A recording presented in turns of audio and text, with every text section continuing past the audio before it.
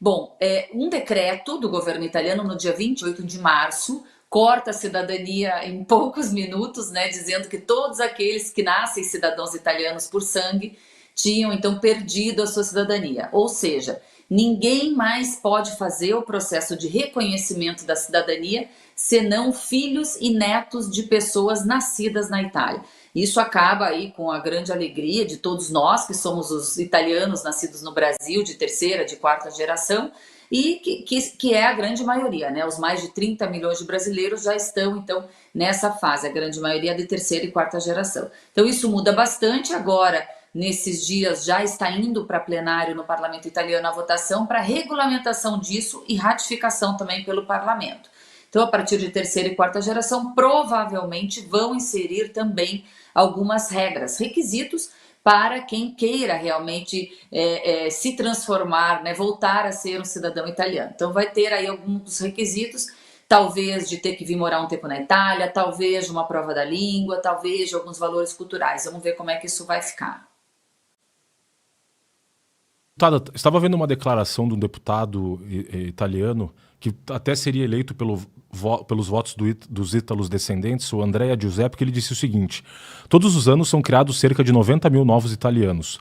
É um negócio bilionário para escritórios de advocacia, associações e até para o crime organizado. A esses grupos não interessa nada da cultura ou do vínculo com a Itália. Em muitos casos, inventam parentescos e falsificam documentos de pequenos municípios para criar a conexão que garante a cidadania. O problema atinge 85% dos casos a América do Sul. Você vê que houve assim um clamor político, né, pela mudança das regras. Como a senhora vê aí, diante desse cenário, dentro da Itália, a chance dessas mudanças, dessas emendas a esse decreto-lei do governo conseguirem passar diante desse clima político não muito favorável, pelo que parece, né?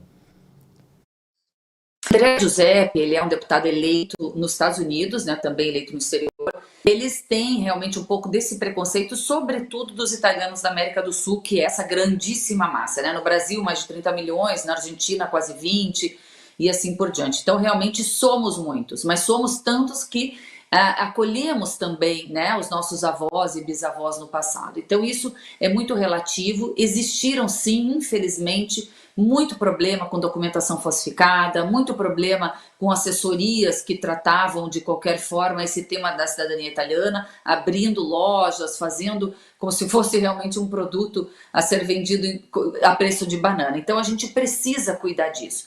E é claro que isso é uma pequena minoria e não é a maioria. Nós temos aí uma consideração muito importante por toda a história que o Brasil principalmente tem com a imigração italiana. O Brasil recebeu milhares de italianos que se transformou aí em grande parte da sociedade do Brasil e que carrega assim a sua cultura. Né? A gente fala aí do sul do Brasil, Rio Grande do Sul, Santa Catarina, Paraná, o Espírito Santo é um estado que concentra muito a cultura italiana, o próprio São Paulo. Então a gente tem isso realmente na nossa história. E as pessoas têm muito amor por essa história da família, por esse laço com a Itália. Então existiu, infelizmente, situações muito tristes, mas não é a grande maioria e a gente precisa preservar isso. Como eu sempre defendi enquanto estive aqui no parlamento na Itália, essa paixão que nós temos, a nossa família, a nossa história pela pátria Itália, às vezes é muito maior do que os próprios italianos.